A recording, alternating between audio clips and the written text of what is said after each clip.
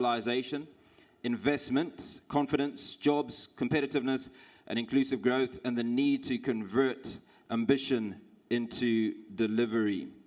Much of what we saw yesterday, and a big summation from the Executive Director of Sadc, Kundu, who outlined what the next few days hold for us.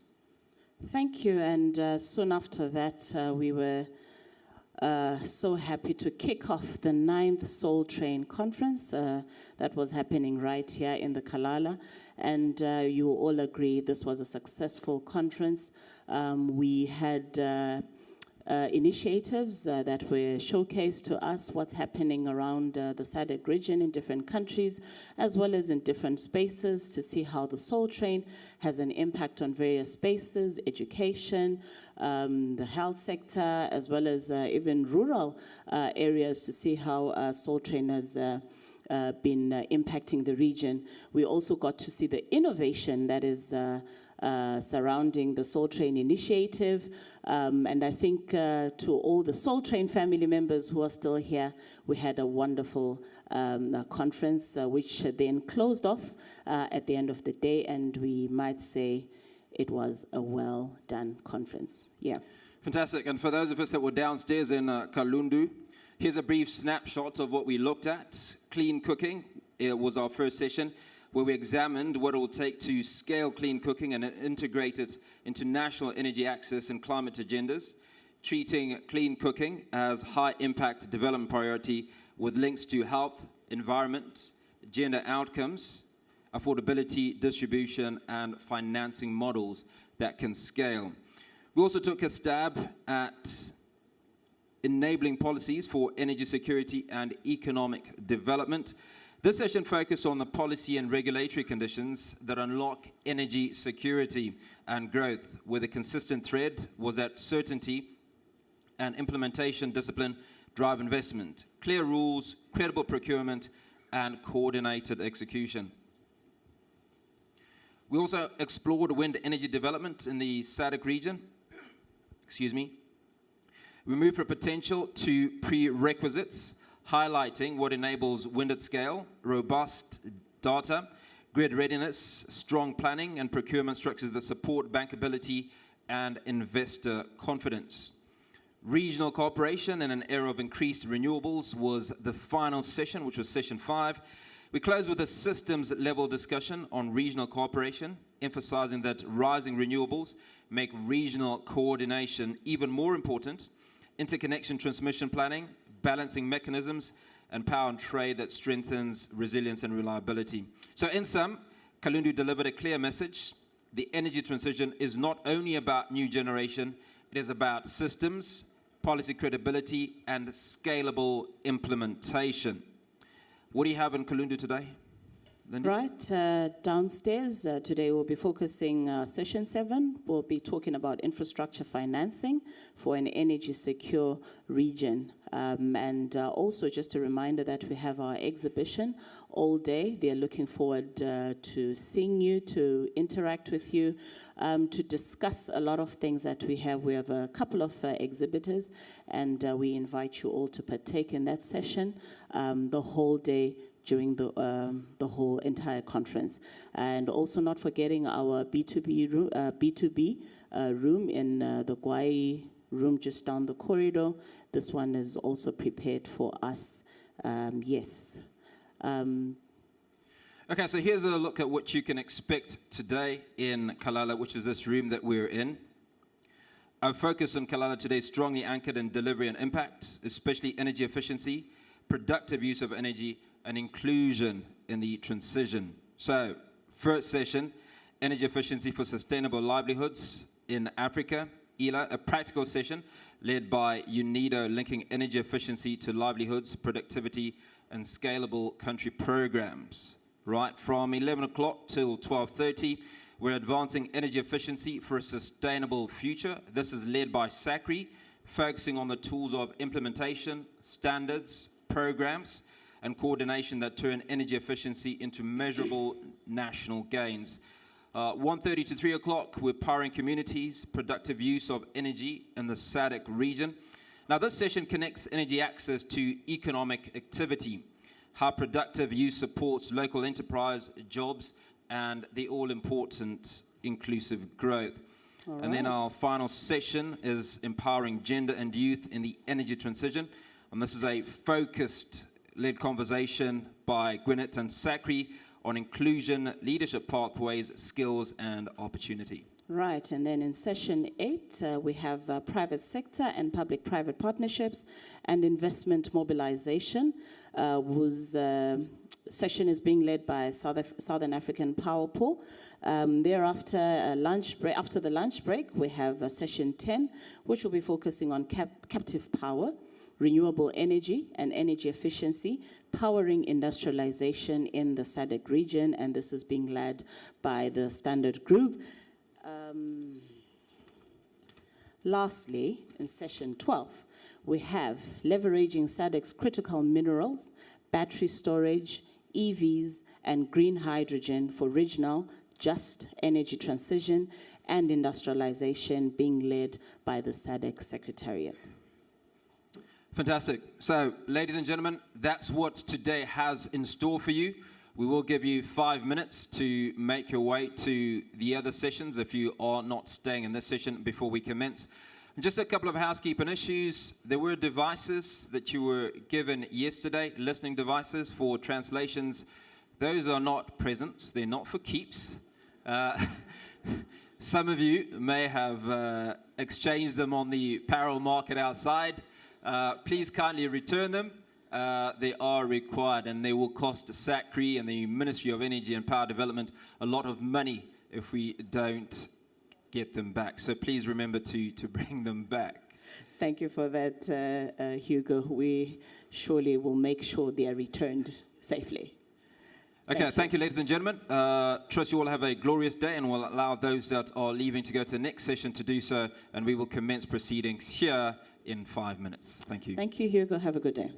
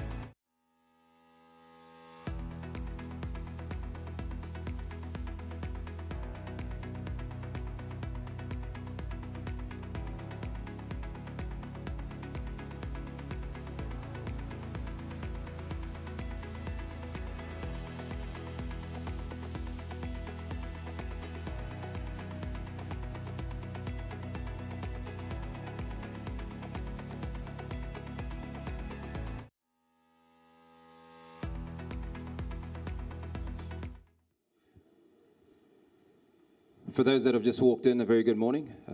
Please allow me to welcome the Honourable Minister of Energy and Power Development, Honourable Julaimo, to give us the welcome remarks for day 2. Good morning, sir.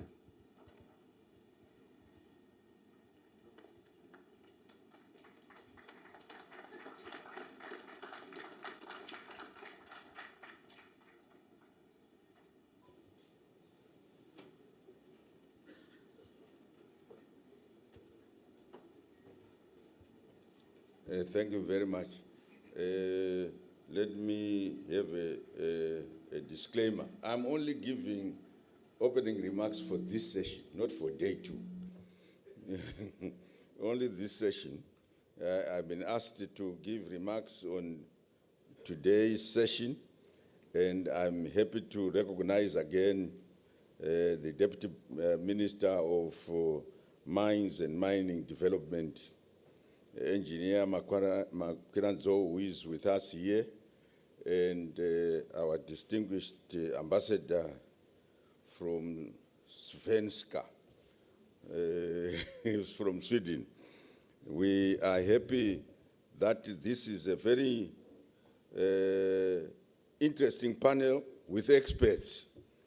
So I welcome you to session 6A on energy for sustainable livelihoods in Africa, ELA, which will cover program activities from both regional and countrywide, as well as the rest of the African region, with perspectives that must be very interesting, given that some of the perspectives are coming out of Africa. Zimbabwe has approved an energy efficiency policy, and we say policy which is not translated into legislation becomes policy and non-implementable. So we are translating all the issues that have been approved by the government of Zimbabwe as policy into statutory instruments which are implementable and which everybody can take part in. We are pleased that Sadc is committed to promoting approaches that increase energy supply through energy efficiency. And we say, if you have energy efficiency, you are actually increasing energy supply to meet the demand that is there. We applaud the progress made to date and emphasize the urgent need for closer cooperation within Sadc and among Sadc member states by strengthening regional partnerships, harmonizing policies, and pooling resources. We can more effectively address shared challenges from economic transformation across border, trade to security, public health, and climate resilience, and accelerate inclusive development that benefits all citizens. Now I invite each of you to reflect deeply. What role will you play? Because in energy efficiency, individuals, households, and corporates can play a role. Will you be a champion for energy efficiency within your sector and translate the knowledge gained today into concrete action in your communities? Look to the Energy Efficiency for Livelihoods in Africa project in Zimbabwe as a powerful demonstration of collective impact, because I'm sure those who are representing Zimbabwe can tell a little bit about what they have been doing and the impact that it has. By introducing energy innovative technologies, we think we can make a difference.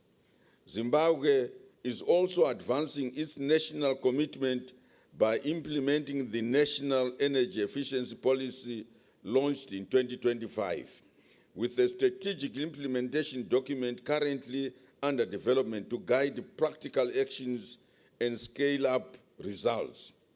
So I urge you to engage actively, share your ideas, challenge one another, and help convert these discussions into strategies that deliver measurable results.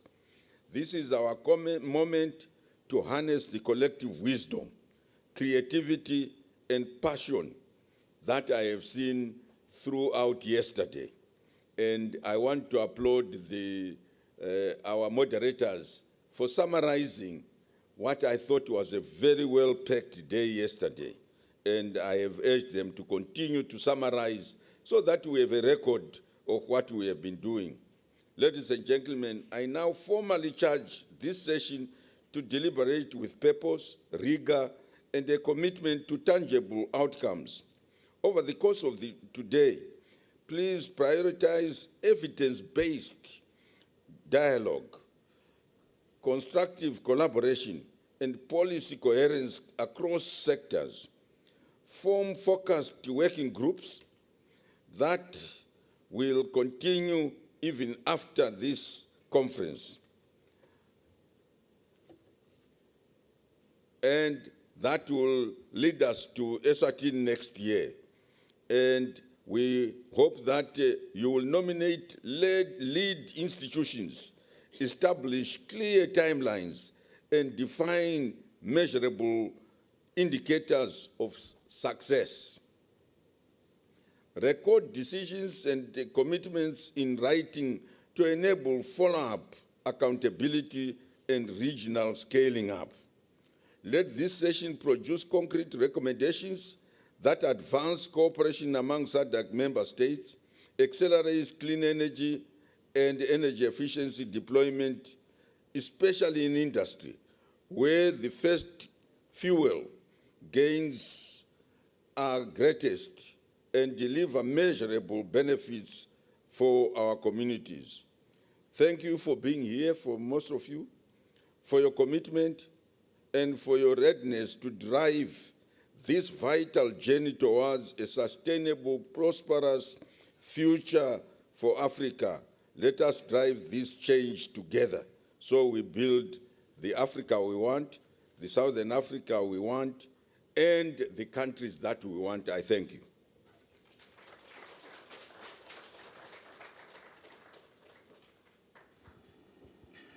Honourable Minister, thank you very much. Ladies and gentlemen, let's give him a round of applause.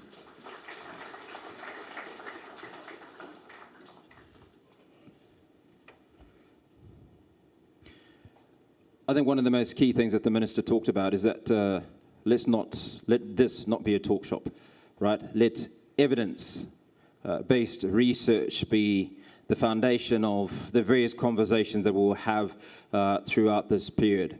And let's move from just talk to implementation.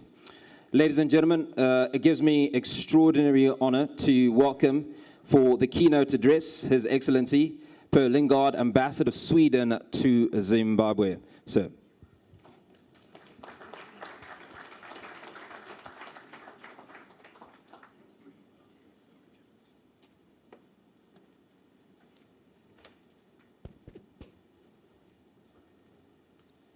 Honorable July Moyo, Minister of Energy and Power Development of the Republic of Zimbabwe, other honorable ministers here present, distinguished ambassadors and members of the diplomatic corps, the UNIDO country representative, senior officials from Sadc institutions and member states, esteemed partners from the private sector, development institutions and civil society. Ladies and gentlemen, good morning to you all. It is indeed a great honor to join you at the Sadc Sustainable Energy Week conference. Meeting here at Elephant Hills beside the Zambezi and the majestic Victoria Falls is no accident. This is a living symbol of Africa's energy potential and responsibility. As the river powers the region, it reminds us that the cleanest, cheapest energy is the energy we do not waste. Energy fuels industry and economic transformation, But in today's world, progress is defined not by how much energy we generate, but by how efficiently we use it to drive competitiveness, resilience, and sustainable growth. For the Sadc region, where energy demand continues to rise alongside the urgent need for reliable and affordable power, every unit of energy saved creates space for growth. It frees capacity for industry, expands access for households, reduces pressure on national grids, and improves the resilience of our economies. Energy efficiency is therefore not a technical adjustment. It is a strategic economic choice. Sweden's partnership with Sadc is grounded in this understanding. Together, we work to strengthen regional policy frameworks, build institutional capacity, and promote sustainable and inclusive growth across member states.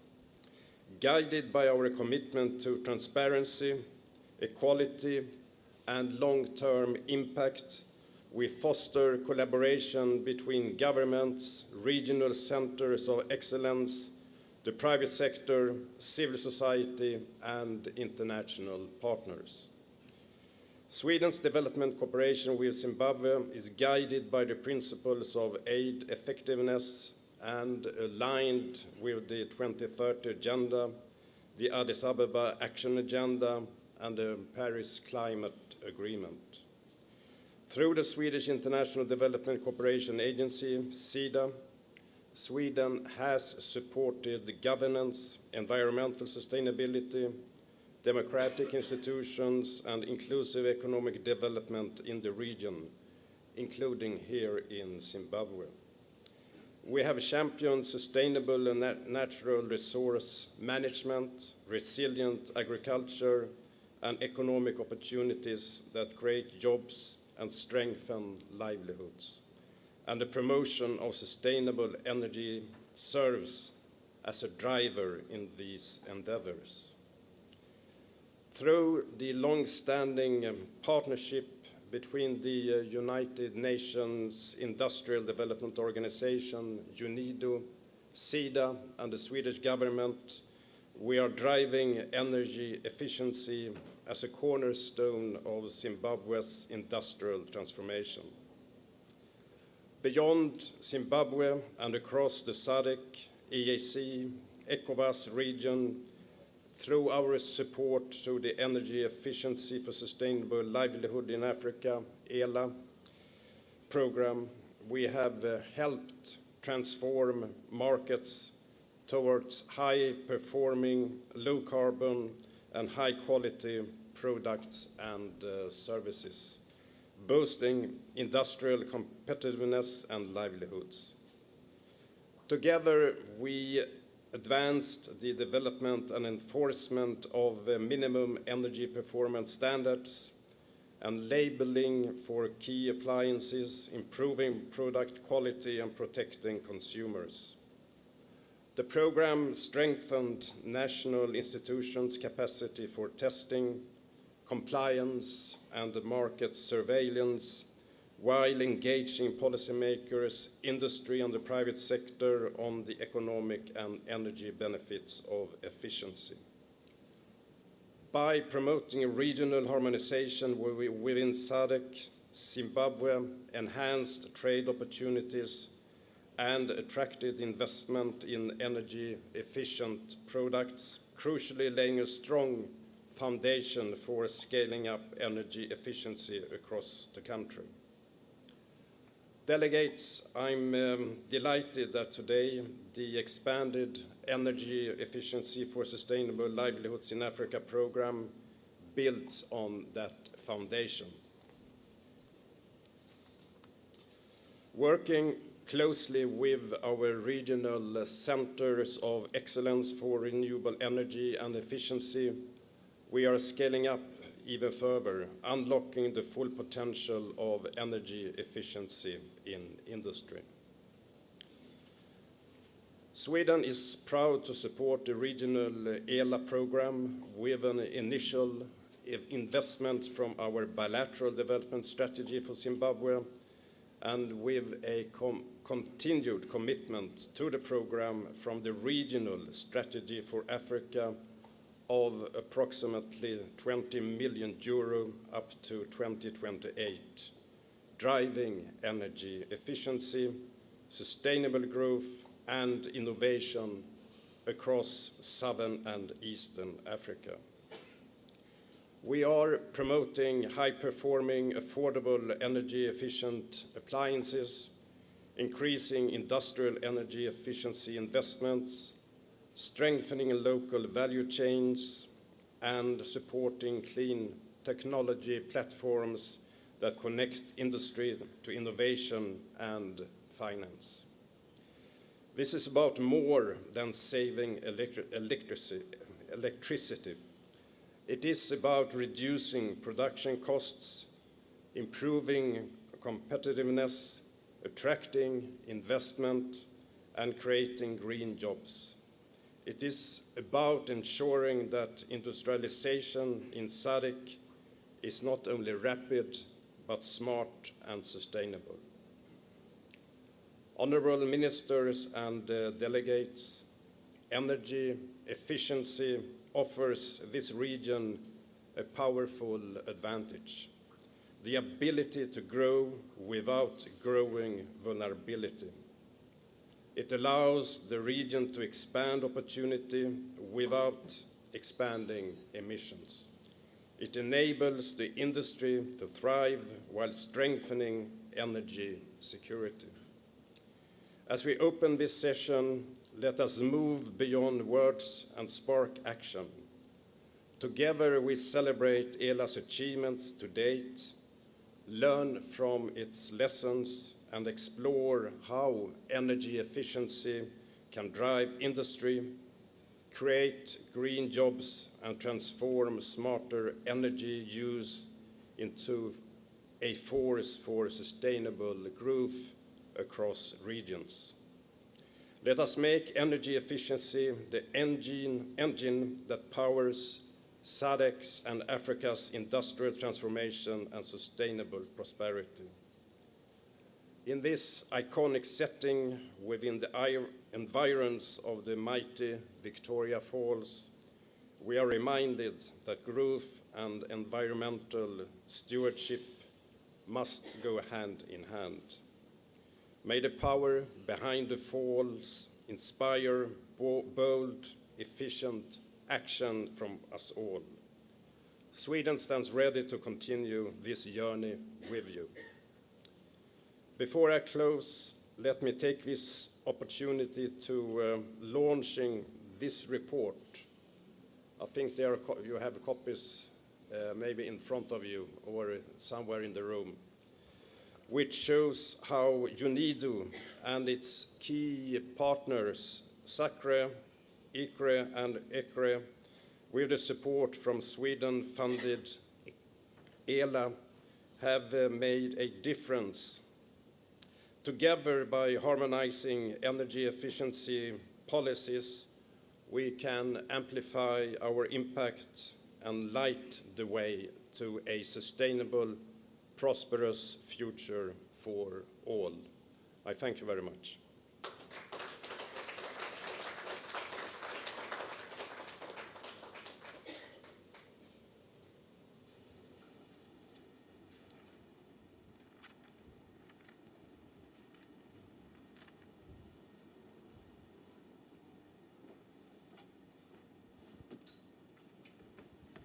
Your Excellency, thank you very much.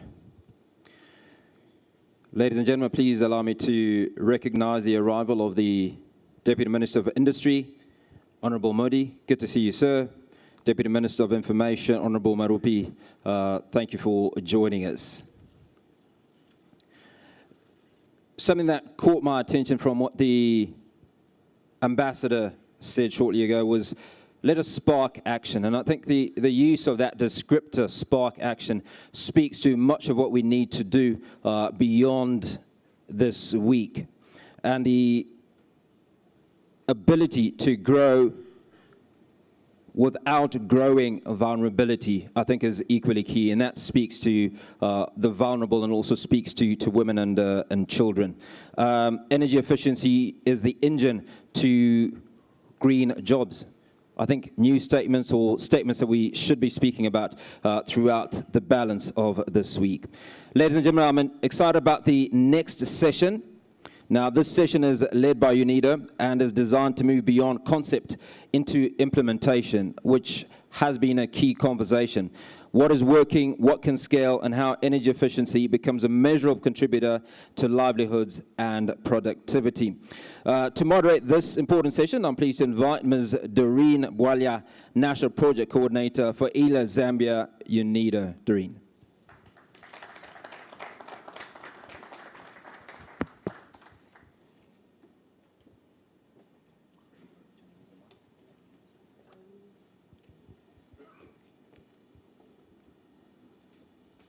Good morning once again, ladies and gentlemen, distinguished guests. It's my pleasure to welcome you to this session on energy efficiency for sustainable livelihoods, program activities focused on country as well as regional perspectives. Before I begin, I would like to once again thank the Honorable Minister for those important opening remarks and for setting the scene for us. I would also like to thank His Excellency, the Ambassador, for also the important reflections, as well as for Sweden's continued partnership in advancing sustainable energy and development in the region. As has been said, my name is Doreen Bwalya. I'm the National Project Coordinator for ELA Zambia in UNIDO, and I'm honored to moderate this discussion. Energy efficiency is often described as the first fuel. In Sadc context, this means practical and immediate solution to raising energy demand, affordability pressures, and the need to support industrialization and jobs. We know that energy efficiency reduces costs for households, improves SME productivity, strengthens industrial competitiveness, and also creates jobs. Through the ELA program, countries are already advancing standards, policy, market surveillance, and private sector engagement, as was already said in the opening remarks as well as the keynote address. But the challenge now is scale. How do we move from pilots to coordinated investment-ready platforms? So today, we're going to explore what is working, what is holding us back, and what must happen next. So with that framing, I would like us to move into the opening segment. And with this, I would like to invite our scene-setting speaker. It is my pleasure to invite Mr. Innocent Madziva, UNIDO country representative for Zimbabwe, to provide the scene setting for today's discussion. Mr. Innocent Madziva.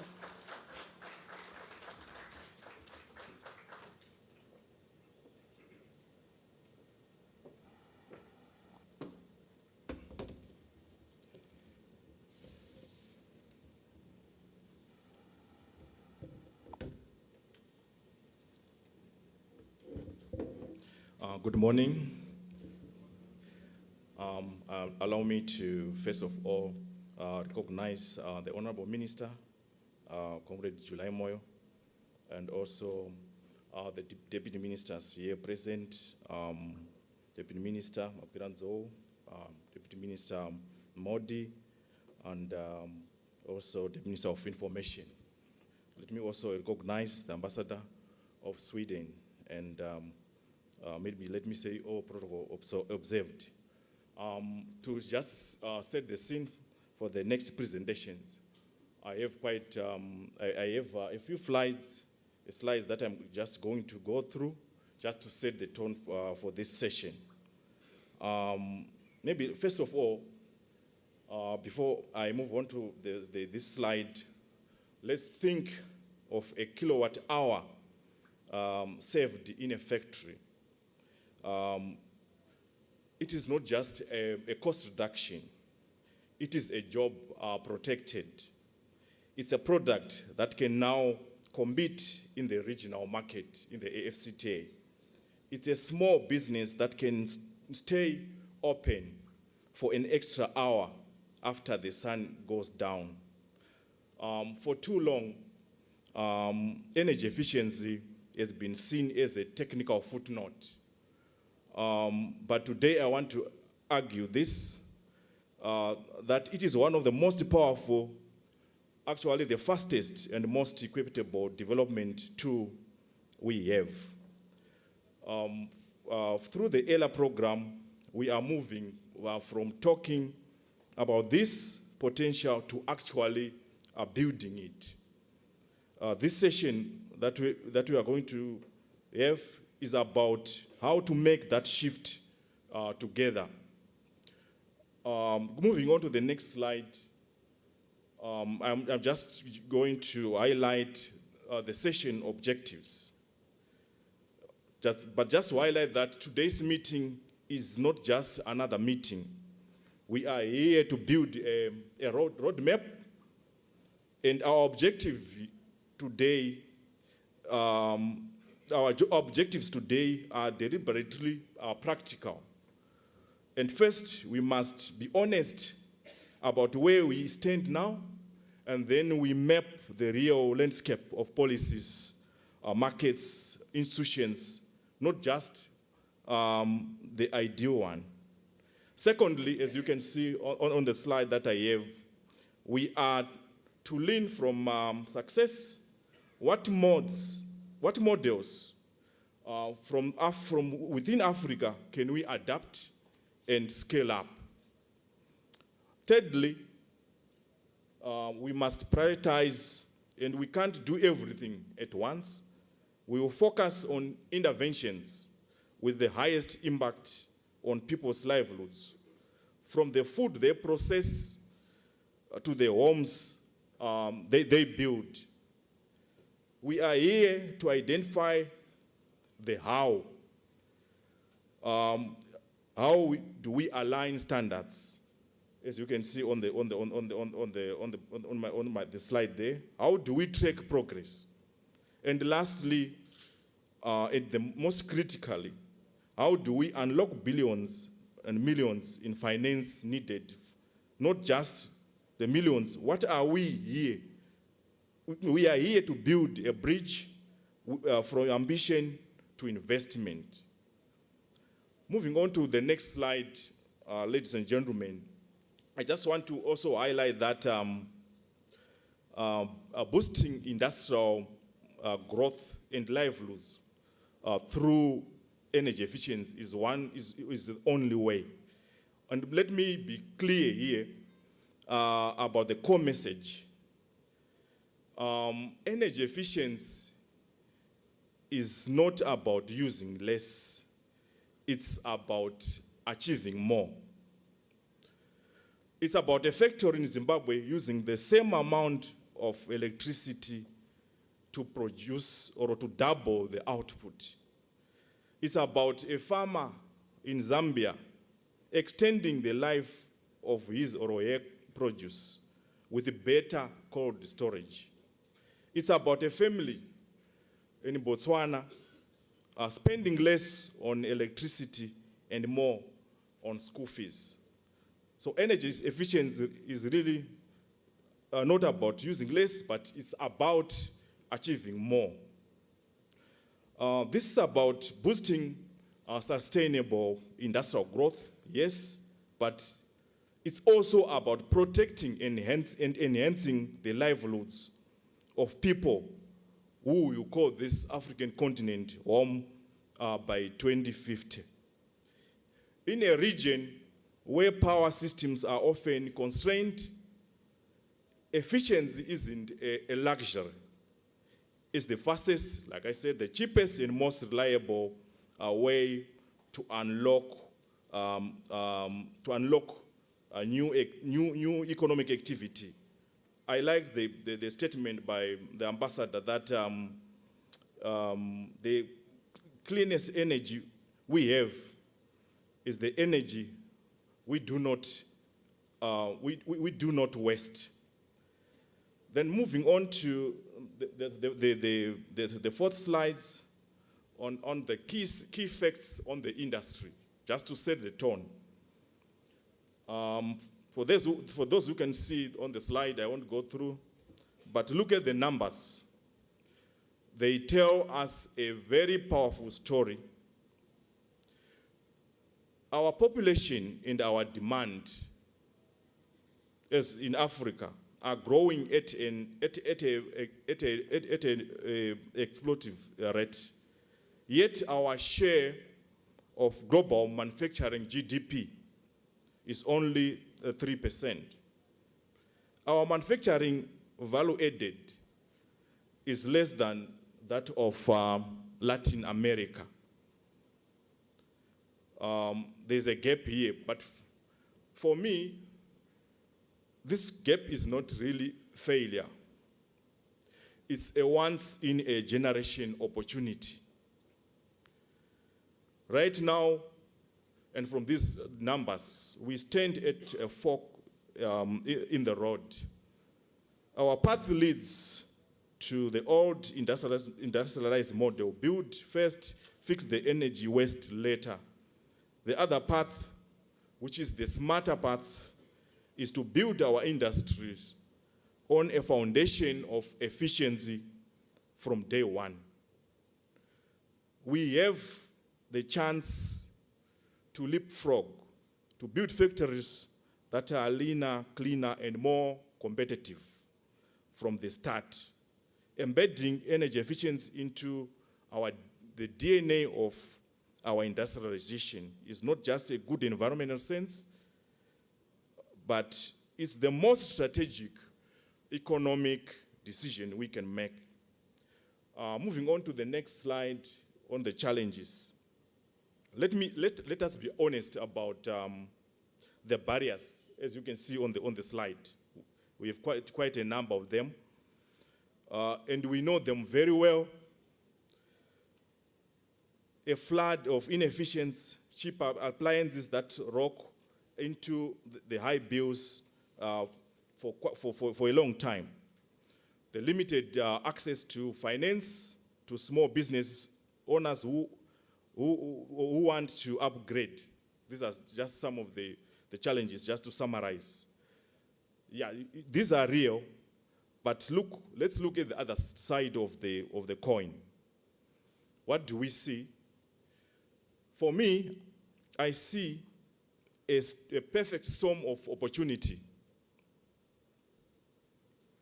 Rising electricity costs are no longer a policy argument for efficiency.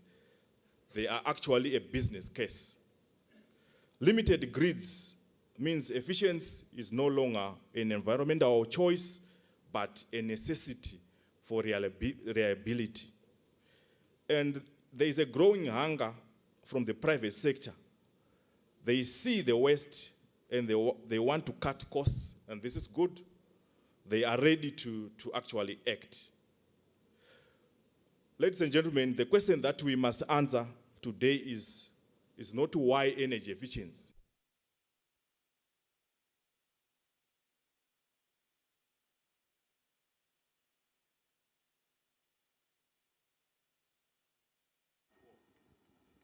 But the question is really, how do we scale it up?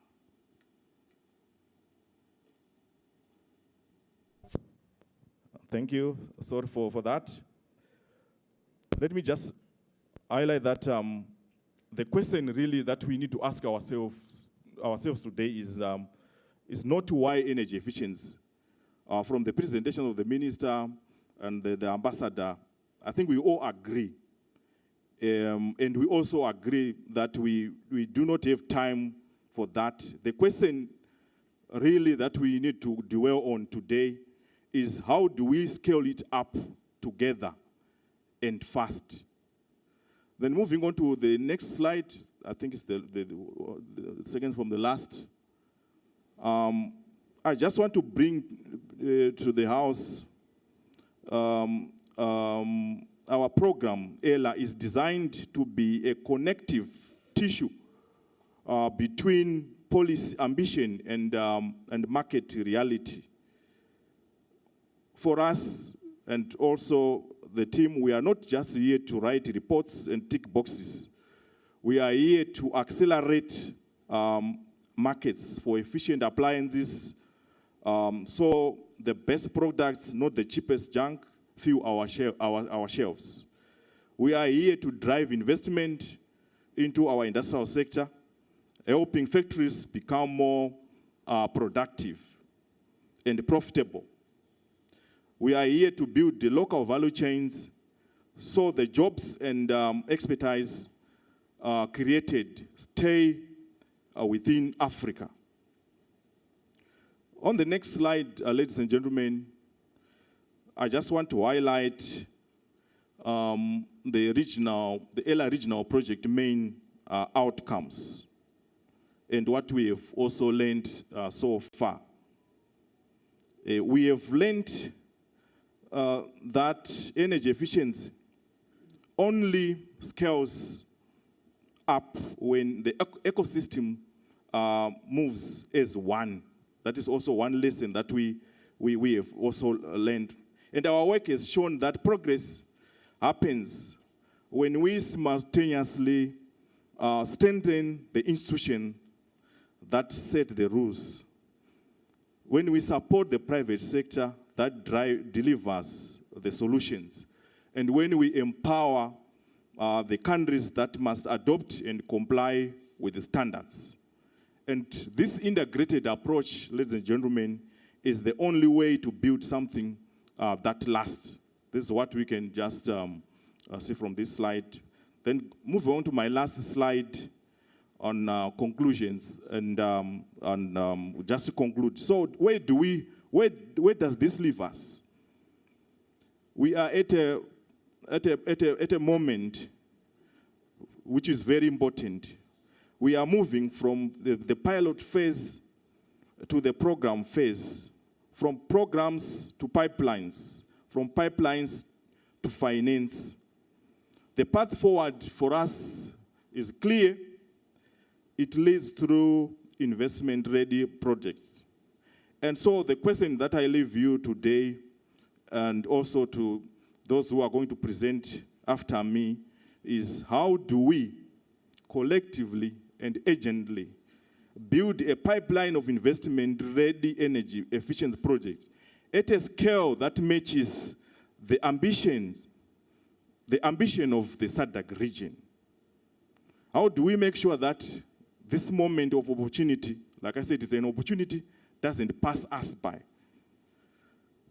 I have laid out the case, the challenges, and the opportunity. Now I'm incredibly excited to hear from the experts who will tell us how we will make this happen. I thank you.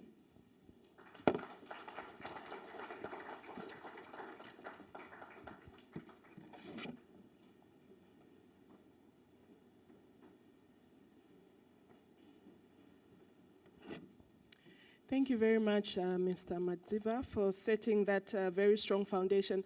Another round of applause for him, please.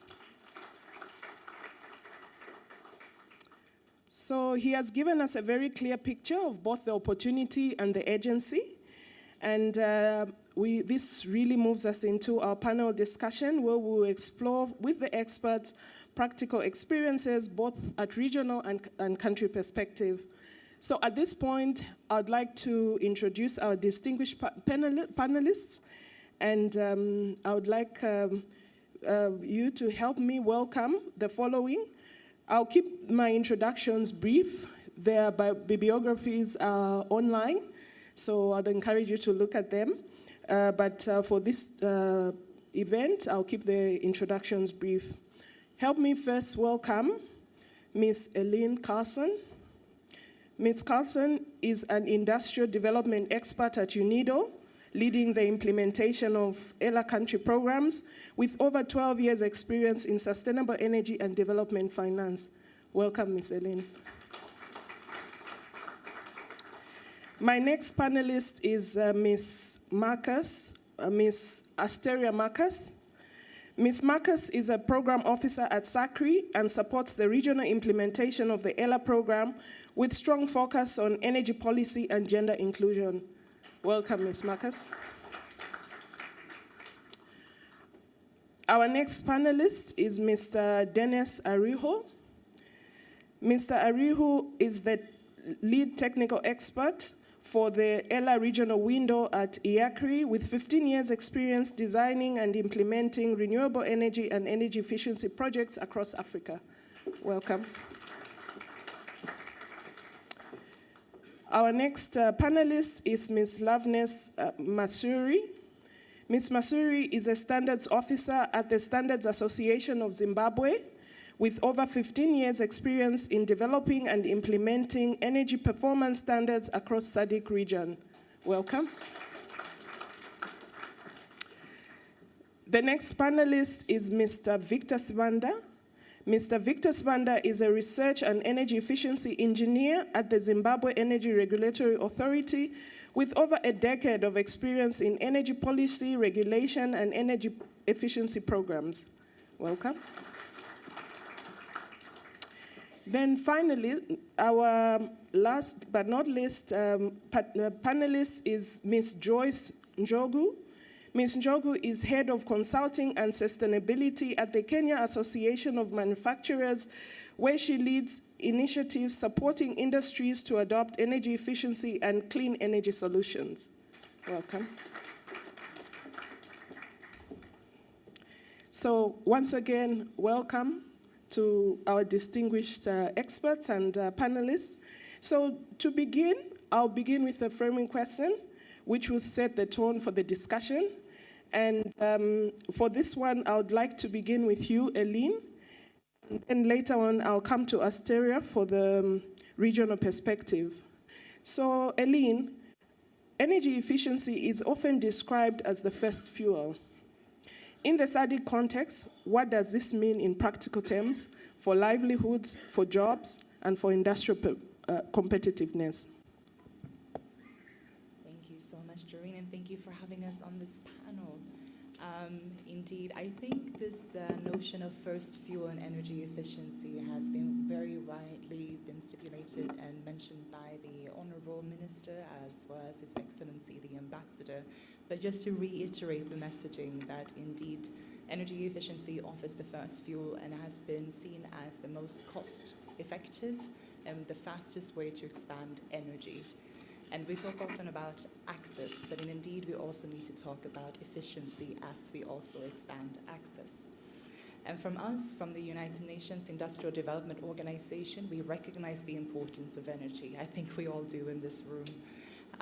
It's an enabler not only for the SDG 7, but also for all of the 17 SDGs that concerns innovation, economic growth, and alleviating poverty. So from us, it's a very key component. So, I mean, also if you're just zooming out in general, I think that this has also been mentioned by the eloquent speakers before me, but from a macro perspective. It's on, perfect. I'm too tall. No, but from a macro perspective as well, if you zoom out, just logically, if you then are more efficient in the way that you use your resources, it frees up and mitigates against any investments needed as the economies grow, which is fantastic. But with economies growing, also the growing demand for energy grows. So that requires a lot of heavy infrastructure investments. So if you are then more efficient with your interventions and the resources that you have, you also mitigate against these investments and also can then use that to potentially flow it towards social sectors as well, to health, to education. So that is just really from a macro perspective. From UNIDO, we sit and operate in the nexus, we often say, between industry, energy, and climate action, recognizing all of those different interdependencies. We need energy to boost industries and also climate actions. We also need industry to support energy by the supply of products and services and also to boost climate action. So we recognize all of those different interdependencies. And also just from an industry perspective, we recognize that energy is a very key enabler, but in an environment when there is a misalignment of supply and demand, it also becomes expensive. And to some of the industries we speak to, sometimes their operational expenditures, about 70 to 80%, can be energy inputs. So naturally, if you become more efficient, you lower your consumption, which also has an effect on what you pay at the end of the month. And that also goes for households.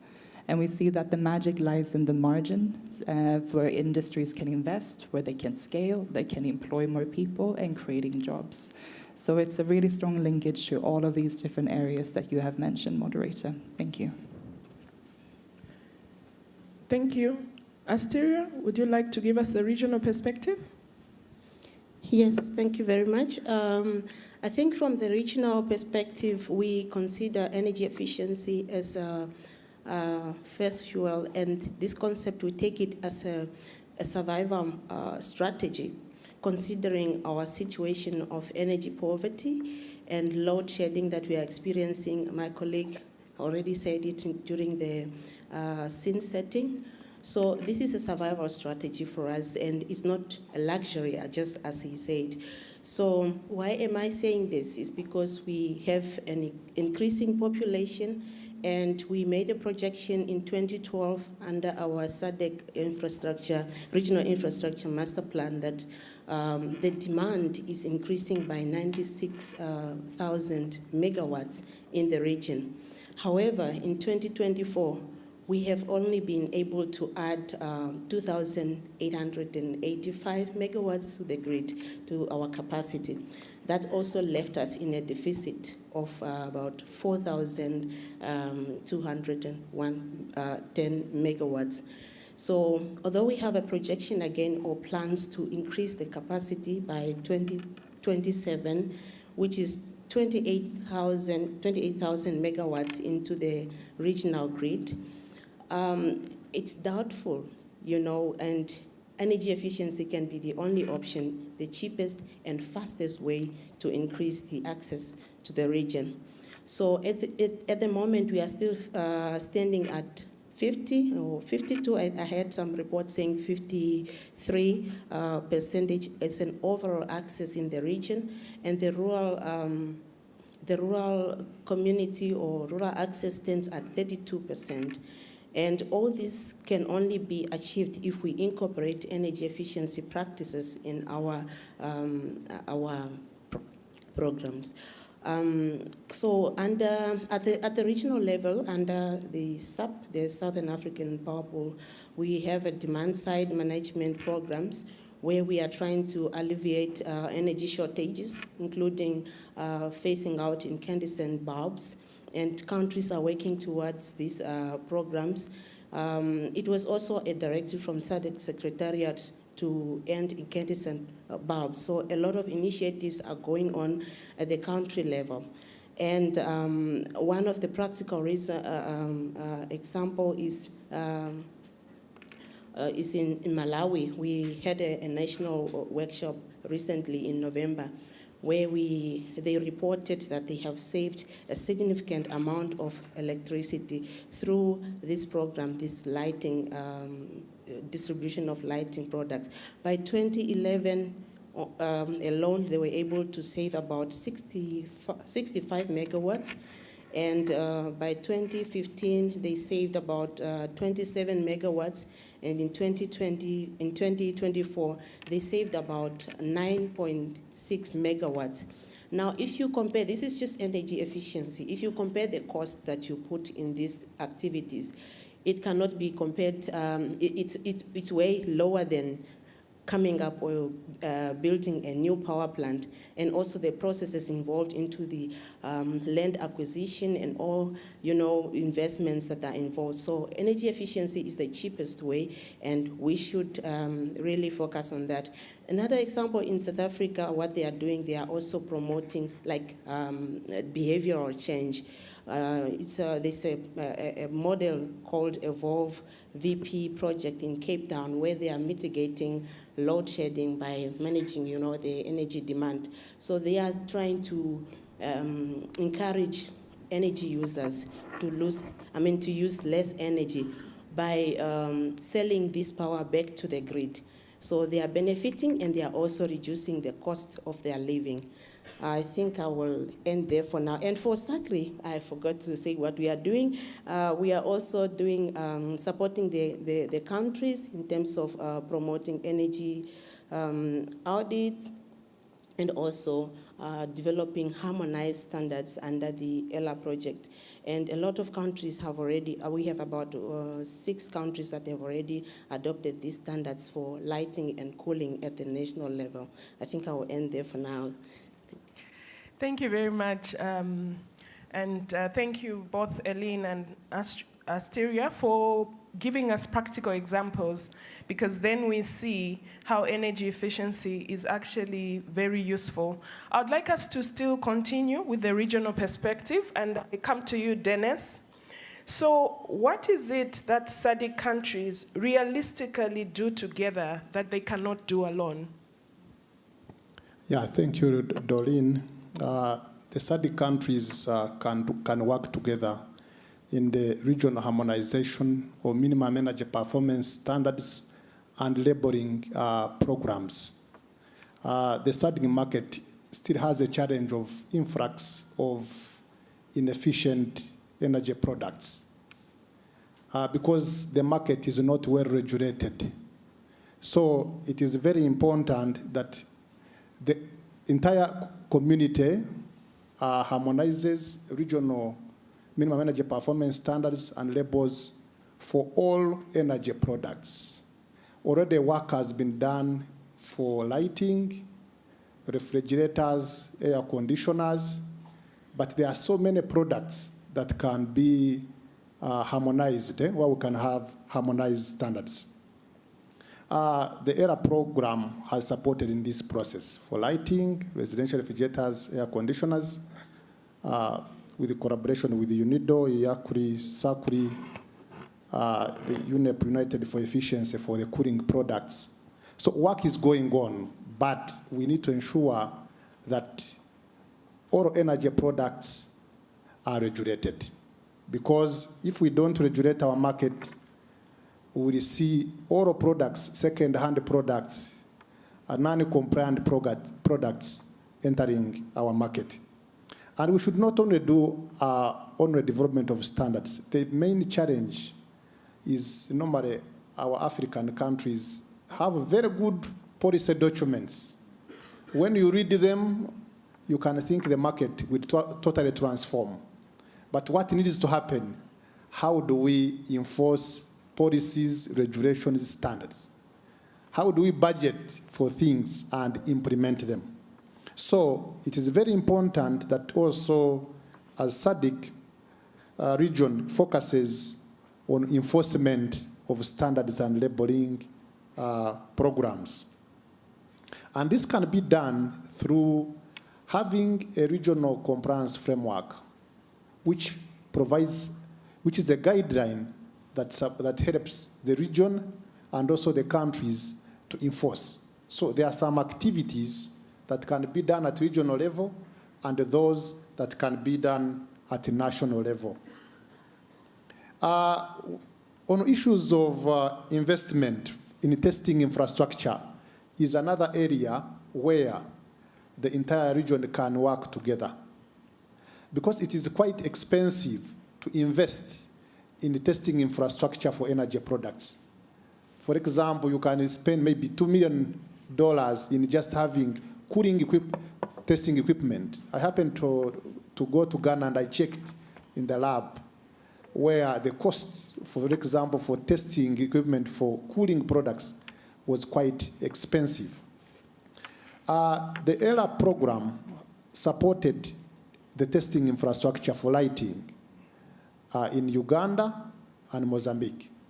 And also there was procurement of portable lighting testing products for all of the 21 countries in the EAC and SADC region. These are for helping in testing lighting, maybe at border posts, random testing, and then if you want to do confirmatory tests, you can then go to a lab.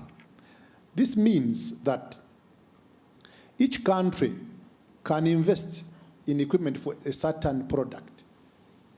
And then other countries can also invest in others. So that within the Sadc region, you have all testing equipment for energy products.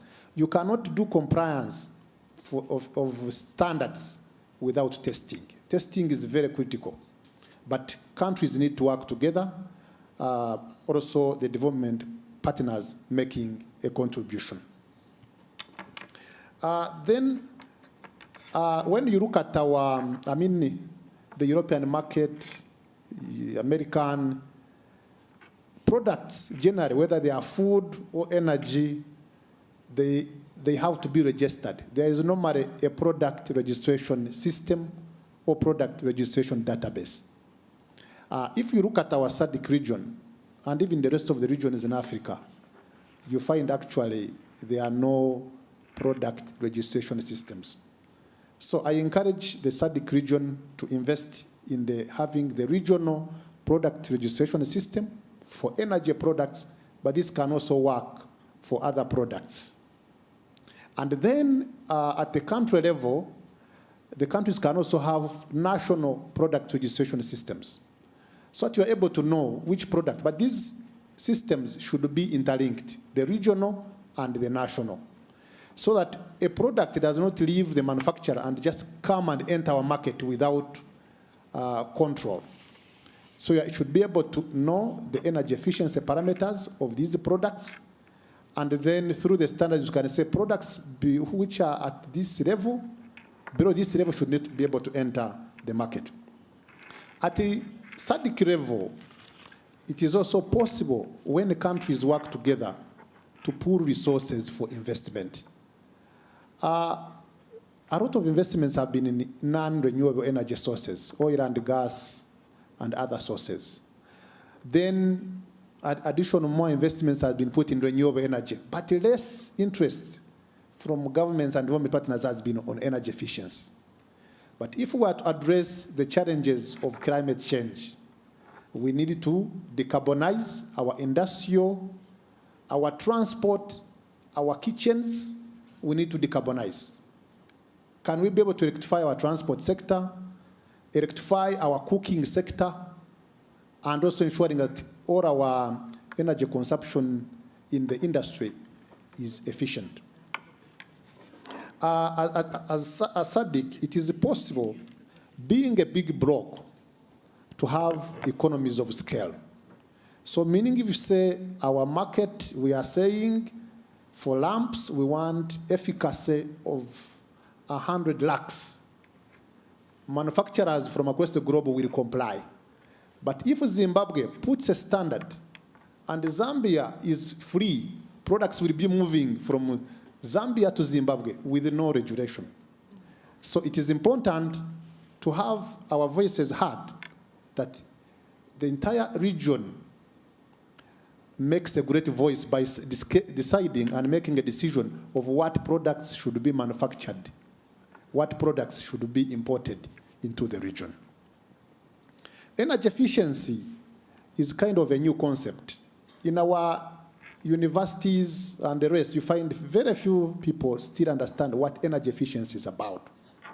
And much of it has been on awareness. We have awareness and capacity building, but we need to go deep into research and innovation and see if some of the value chains for energy efficient products should be in the Sadc region and in Africa.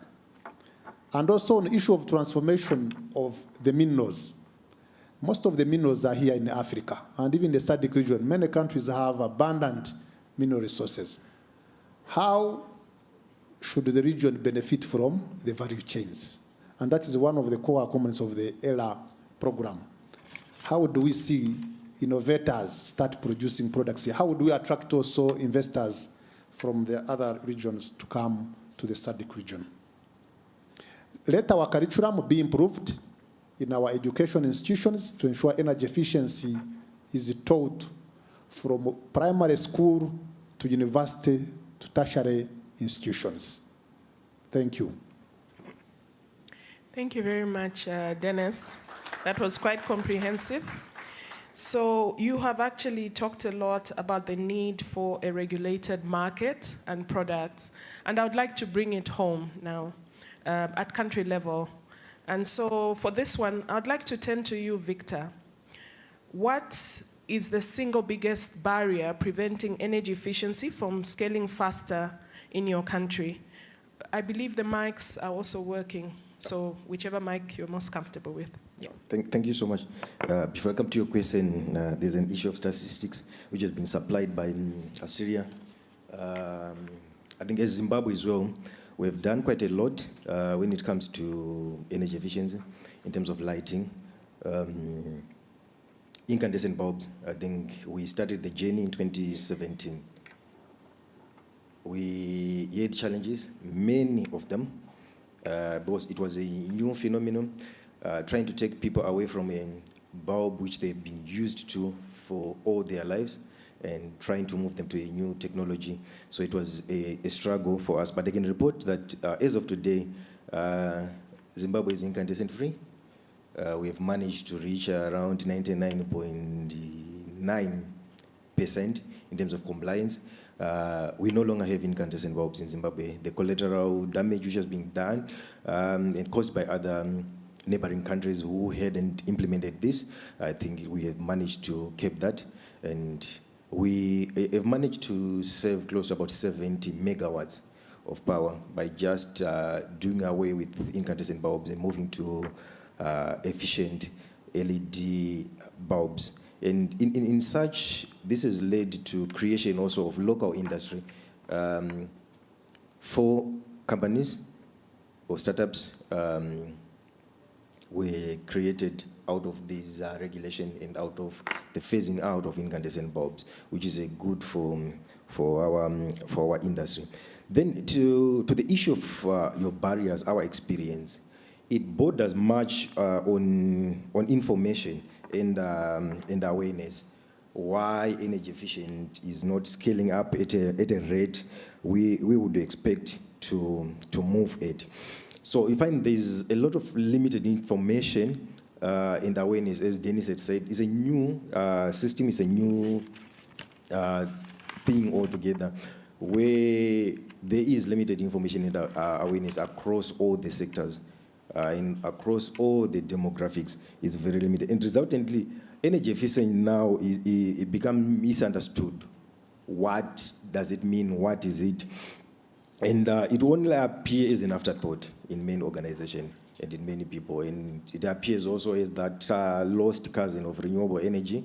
Everyone else speaks about renewable energy and understand renewable energy, and they've invested a lot in renewable energy, but not understanding that they could have a better investment with better returns had they gone for the first few, which is energy efficiency. This is happening to all the businesses, industries, and at household level is also happening. And the lack of information also leads to resistance.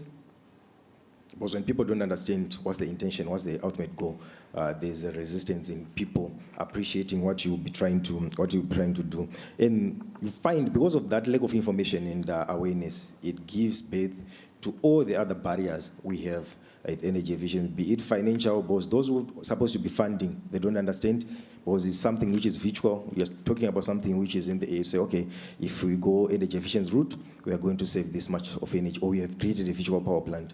But what the banks or the funders are used to, they're used to assets, which they can tie down the money on. But when it comes to energy efficiency, it's virtual, and I don't know why. The understanding is very, very limited, even to the financiers. But the coming in of artificial intelligence, they got grasp of it very fast, but energy efficiency still, we are having challenges.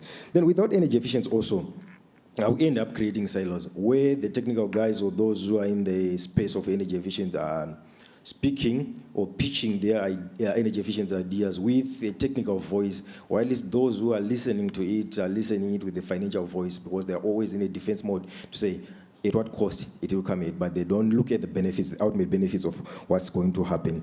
But with information now and awareness on energy efficiency, it will not only remain on the sidelines of improving the access. It becomes key in improving access, productivity, and also the energy intensities for even Zimbabwe and the Sadc countries, which becomes very important and paramount. So, in my conclusion on this, I'll say there is need of communication and to communicate energy efficient in not as a technical aspect of energy, but as a competitive advantage to our businesses and industry, and also as something which brings dignity to our people, because with energy efficiency, we are improving on access, and more of our people will have the same resource shared across all the divide. Thank you. Thank you very much, Victor. I like what you said, that energy efficiency is a lost cousin of renewable energy. We definitely want to find that cousin. So moving on, I still want us to continue discussing policy and regulation, and I'd like to bring Loveness into the conversation.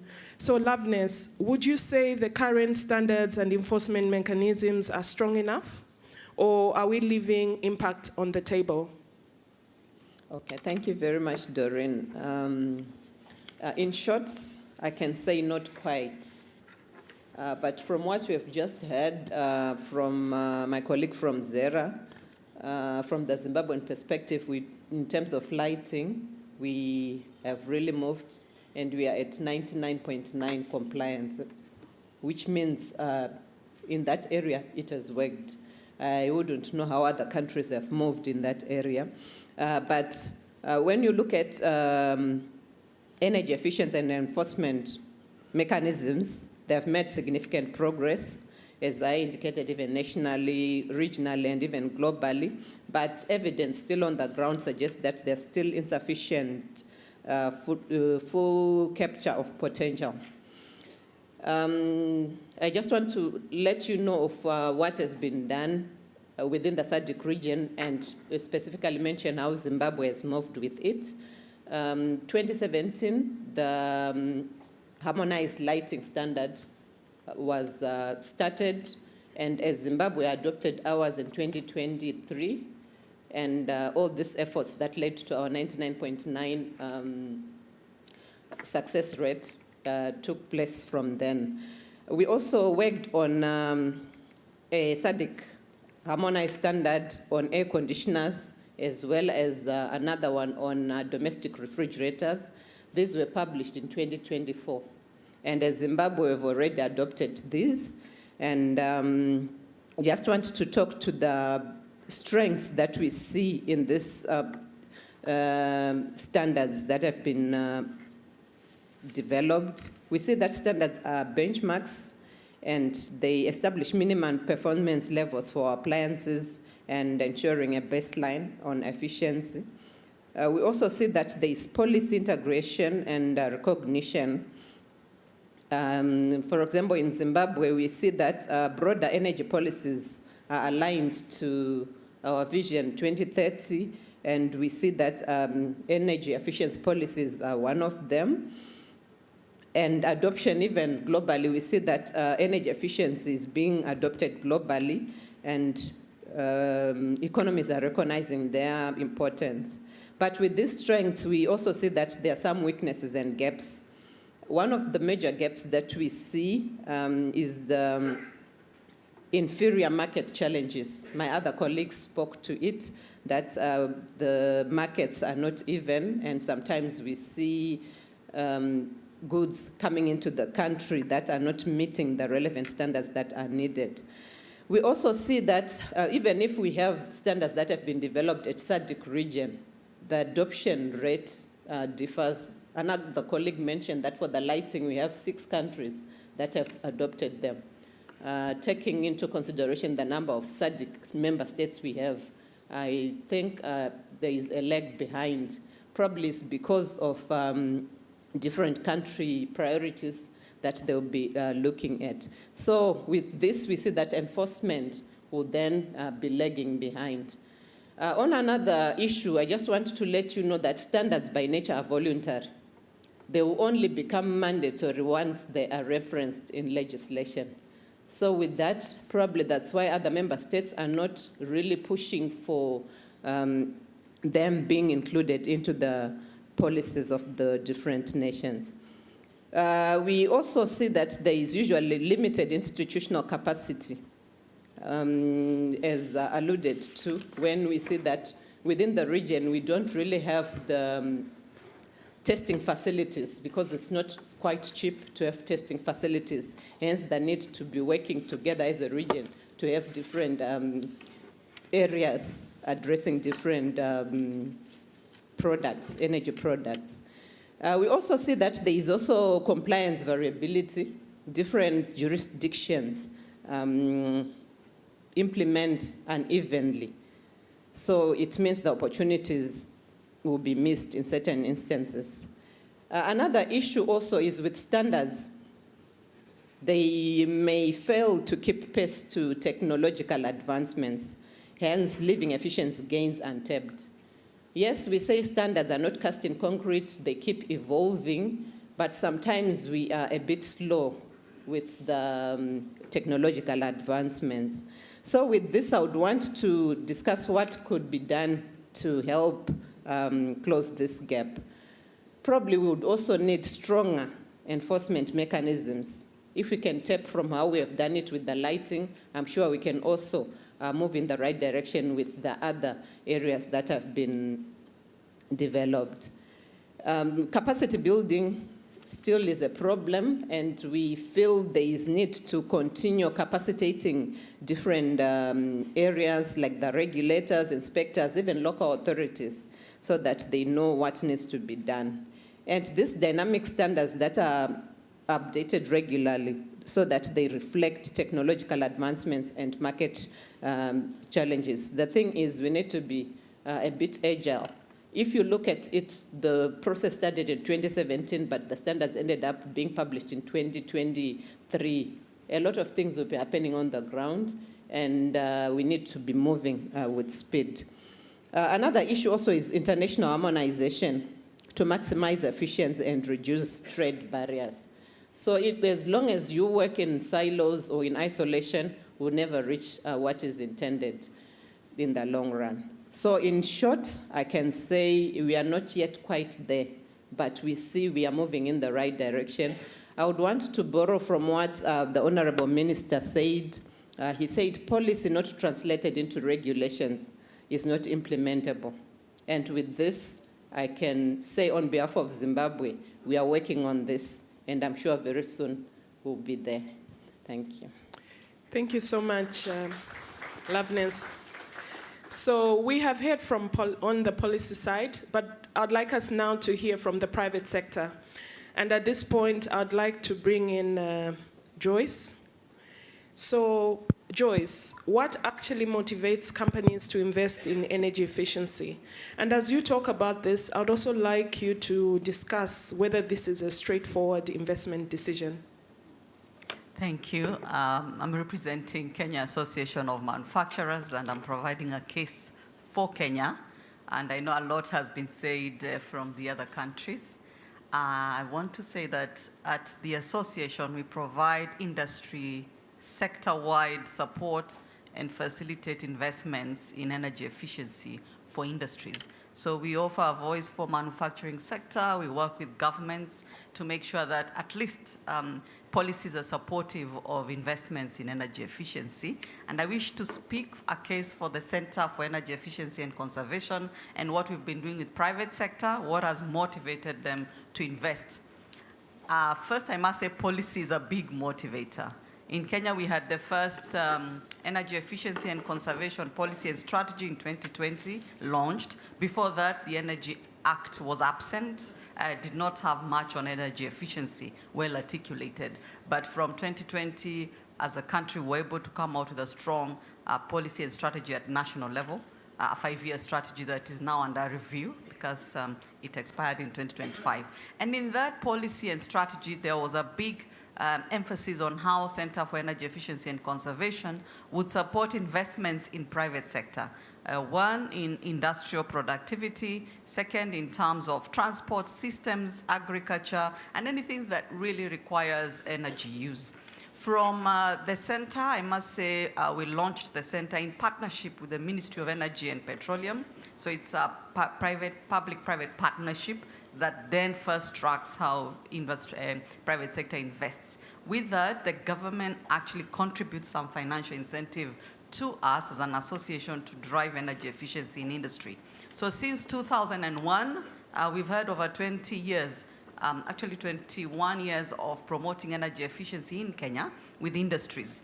The pilot companies that took up this initiative at the point when we were doing more of awareness and publicity were multinationals who already had market pressure from their host countries to demonstrate that they can drive efficiency, and that's more of global pressure, global competition, and then demonstrating that it can also happen in countries where then in Africa and other parts of Kenya.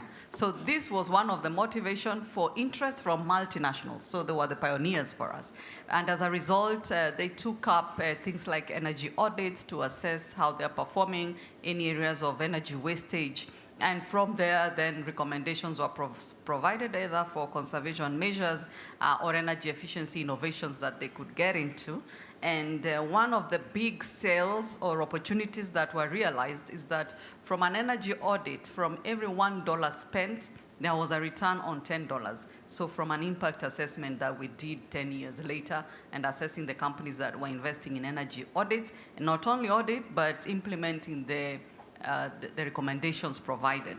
The second benefit that made industries or motivated industries or more industries to participate, like local companies, is payback periods. You could see that from 1 year to 3 years, payback periods on the return on investments was a big motivator for the industries.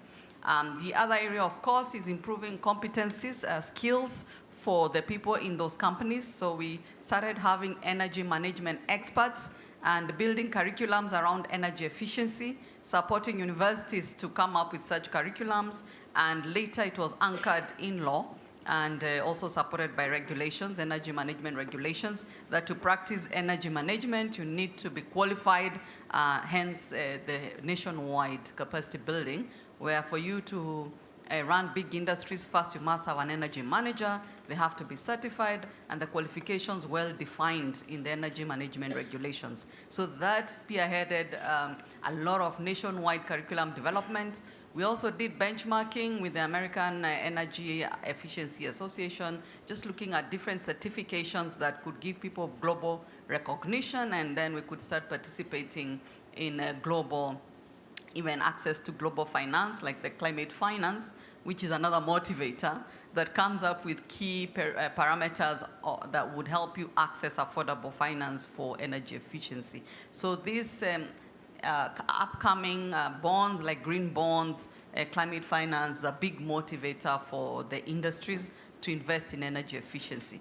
So some of the certifications that have helped industries improve and have motivated business owners to invest is in the way we have done carbon footprint analysis. So you get to be a certified carbon footprint analyst. You get to be certified in measurement and verification, which has been a big gap in terms of measuring performance of energy efficiency. So most of the professionals trained are able to demonstrate business cases to business owners, which has now motivated business owners to invest. I've seen a lot of people grow in their careers as they build capacity to build investment opportunities for industries. The other area we've seen, especially with smaller businesses, is that when we provided a one-stop shop where they can get energy audits, they can be connected to modern equipments, because a lot of small businesses don't even know where to access equipments or the right equipments at the right level, or even eliminate waste. When you calculate for them the level of waste that they have in their facilities, either from an optimized use of their equipments or from more raw materials being wasted because of inefficient technologies, then the smaller businesses also gain interest and they're motivated to invest in energy efficiency. As a country, we also came up with an awards scheme where we wanted to know energy performance at country level from industries. And we came up with energy management awards to recognize best practices in industries. We've had about 20 years of energy management awards supported by the government through the Ministry of Energy and Petroleum. And in that partnership, together with the regulator, Energy and Petroleum Regulatory Authority, we came up with key parameters anchored in regulations that would then drive high performance in the industry. And we would use that as an assessment tool to check how industries are performing. And from that, over 20 years, at least 500 companies have participated, from small ones to large ones. And we've been able to see a saving, energy savings of up to about 120 million US dollars. I'm trying to convert from Kenya shillings, million US dollars in terms of energy savings from the 500 companies. And that, when we were translating, was coming to about 2,500 gigawatt hours savings for the country, just from the energy efficiency performance, which is verified, because this is an award scheme, so it's verified by professionals who go to industries to verify the numbers. We also recognize innovations and motivate them. As a result, we also came up with, we mix with policy, fiscal incentives for going green. So we have a very good national fiscal incentive framework on green investments. So if you're bringing in high modern technologies, again, you can get some waiver on some of the tax policies. So that is a big motivation for industries to invest in green technologies and energy efficiency as a whole. The rest, a farm level, for instance, market pressures. You find that the consumers now are demanding high quality products. They're demanding more efficient supply chains. And you find that even smaller businesses, to fit into the global supply chains, they must demonstrate they're sustainable. Kenya has become aggressive also in signing up trade agreements. And the WTO is also making the trade flows green. So there's a lot of demand for going green in how we do trade. And for those big on exports, there's high pressure, market pressure to then go green. So it's a big area to demonstrate that you're sustainable in your business and you can increase your profits, you can eliminate waste, and also demonstrate that you have a good environment impact. Lastly, just to say, we've seen a lot of green jobs coming up. We have a lot of companies, especially in automotive sector, going into smart manufacturing, robotics, and such, which are really highly energy efficient, and in terms of cost efficiency, very high. And this is also enhancing the kind of skills that need to be there, like e-mobility. We have a lot of motorbikes, buses, and also taxis going into e-mobility. So high demand for green jobs coming up from that area. So we are still growing in providing centers of excellence for skills development around green jobs or green skills. We've just come up with a green skills policy that's also motivating foreign direct investors to come to Kenya. Those who are big on smart manufacturing now have the motivation to set up in Kenya, knowing that there's a growing number of skilled workers in those sectors. So there's a lot of stories to give. And most recently, we are very proud of what Ella has done through the Industrial Clean Tech platform. We're offering a one-stop shop that's more advanced and digitized to provide solutions, thanks to the government of Sweden also as a sponsor, to provide solutions to industries on modern technologies, as well as getting the best available technologies globally. Now that we have global commitments as a country and also as Africa, we've all made global commitments for climate action. So globalization now is key, and this platform is going to give us access to global funds, access to global technologies, and even access to peer learning across Africa through the regional programs. And that's why we are here also as Kenya, to work closely with the Sadc and the ECOWAS on this ELA program. Thank you. Thank you very much, Joyce, and it's great to hear from private sector. And talking about private sector, I think this takes us to financing and scale. And at this point, I'd like to bring Eileen back into the conversation. And so, Eileen, we know that technical solutions for industries to become more energy efficient already exist. So what are the missing pieces to unlocking finance? Big question.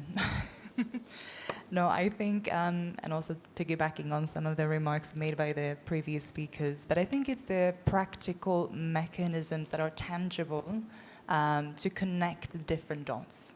As you rightfully say, the technologies are there, technology providers are there. We have industries that are motivated or at least more curious to enter energy efficiency, recognizing that energy is not just a cost anymore, but it's actually a strategic enabler for their operational excellence. And we also know that financing is available. Sometimes we talk about the issues around financing, but overall on a global scale, we have financing available. It's just a matter of really connecting those three dots. And from Ella specifically, and what we are very enthusiastic about, and I think you spoke about this as well now, Joyce, but specifically the industry clean tech platform as a mechanism that we're implementing under the Ella program. And that is really recognizing all of these different dots that we need to connect and help facilitate the deployment of technologies, preferably with good terms that work for the industries and speaks to the needs of the industry, whether that can be through different models, if it's leasing, for example, better guarantee schemes that really have that assurance if you invest in some technologies. But also then the access to finance bit, because ultimately there is a bit of a translation issue, I would say, when we have energy audits in being able to translate them into investment cases. We all know that we have different grades of audits, but in order to take that from an energy perspective to your management, being an energy engineer, to your management to motivate the actual investments to improve energy efficiency, it is a bit of a gap. And I think, Joyce, you also spoke about the return on investment, actually being able to see how money talks and how that can motivate investments. And being able to translate that into bankable projects that also speaks to the knowledge of the financiers. And I think the regulator also spoke about the sometimes a bit of a translation issue also with the financiers in recognizing the investment case when it comes to energy efficiency. There's been a lot on renewable energy, the installations of new sites, but also just really recognizing that industries that are working on this sustainability journey and wanting to transition to more sustainable and efficient practices also have a really strong case when it comes to financing. So getting those different dots connected. So what we're doing under the Industry Clean Tech Platform, under the Ella program in Zambia, Zimbabwe, and in Kenya, is the establishment of a ICTP embedded with the associations, so the manufacturing associations in the different countries, to have that reach with industries.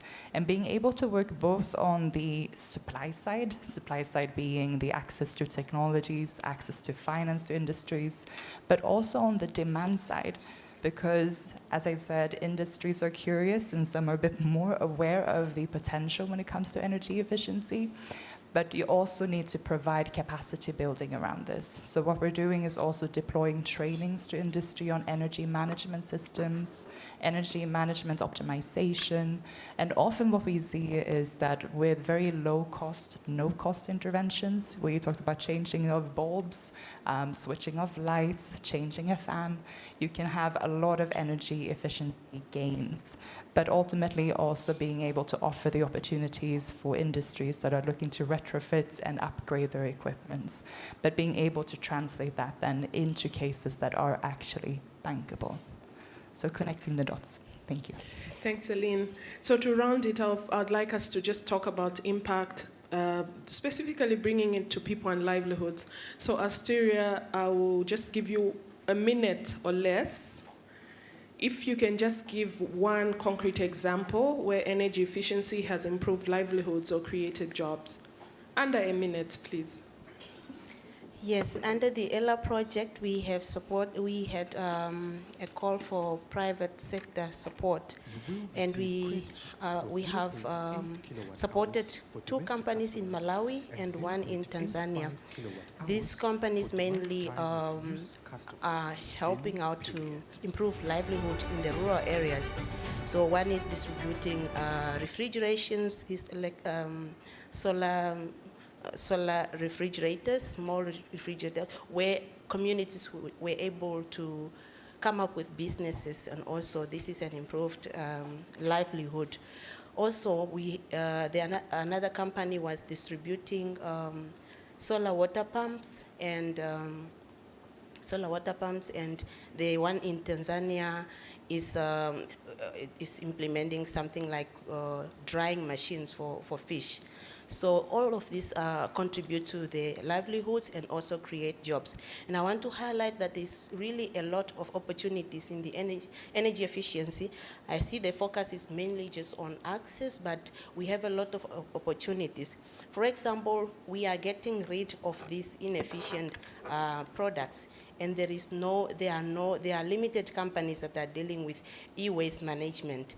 So we only have a few in South Africa and a few in Zimbabwe at the moment. So those are a lot of opportunities that could be used, to boost employment opportunities, and also the private sector to come on board and create the job opportunity. Thanks. Thank you.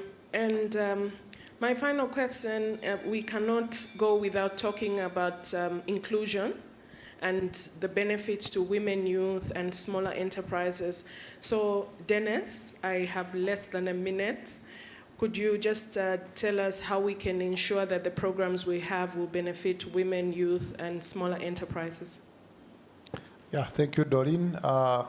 We need to ensure that gender and social inclusion is included in the company policies. When we look at the private sector, for example, the top management should be aware about the importance of gender and social inclusion. And now when you go to these other programs and projects of government, of development partners, as the project is being designed, it should have gender and social inclusion targets. Because it is at the end of the project, or as the project progresses, during a mid-term evaluation, then there's normally which are the gender targets that have been achieved. If we are developing these energy policies or energy efficiency strategies and regulations, they should have gender and social targets. And then having a robust monitoring and evaluation, but also doing awareness and capacity building on gender and other social aspects, so that there is awareness across the different organizations, across the human resources in the organization. That's where they will be able to achieve. But if we are to look at it, generally, the women agenda is growing. Many governments are really prioritizing gender. There is progress, and I think we also need to expand it in the energy sector.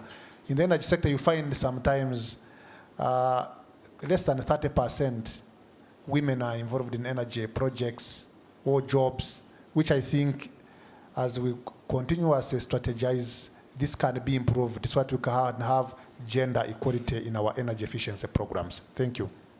Thank you very much. And on that note, I'd like to thank all our panelists for a rich and insightful discussion.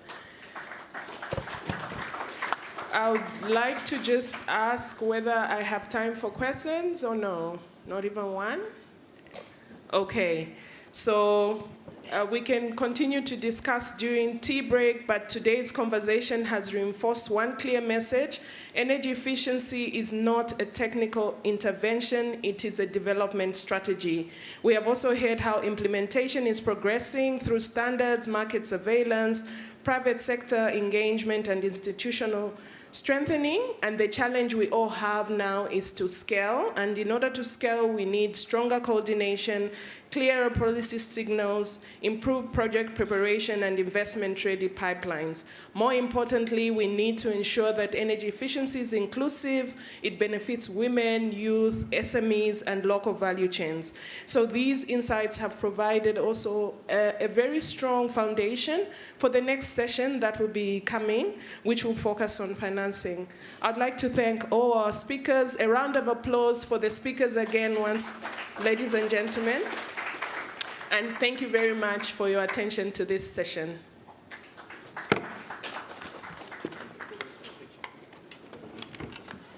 So if we could ask you to stay on stage to pose for a picture, please.